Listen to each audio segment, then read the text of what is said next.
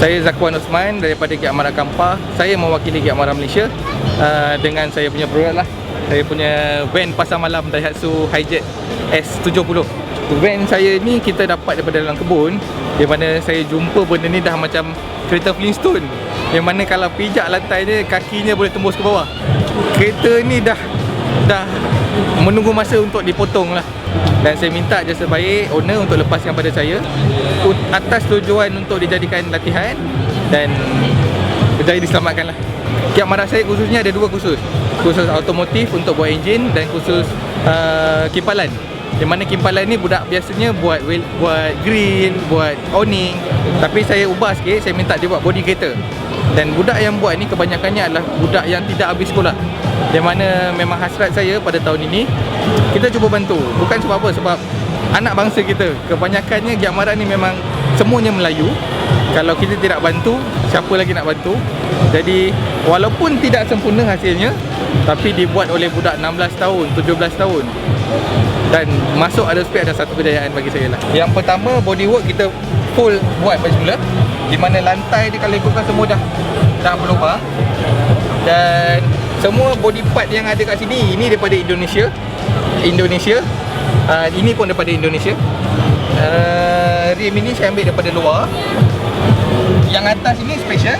Okay, yang atas ni adalah daripada katil double decker. Kita buat rack.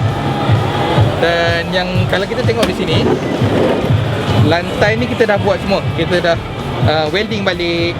Seat ni kita buat baru. Bumbung pun kita buat baru. Cermin waktu saya dapat tak ada. Cermin belakang sebab kena batu mesin rumput. Depan pun baru. Depan kita spray sebab kita ada kekangan masa sikit nak, jadi kita buat spray. Lantai depan ni memang Flintstone habis lah. Memang kaki memang tembus ke bawah. Seat ni kita buat balik semua.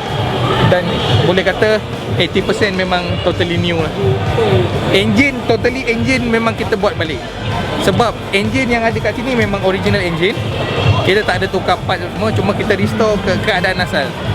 4 gear dan bunyi dia macam boat sikit lah. Memang bunyi asal dia. Full siap saya rasa dalam masa 4 bulan.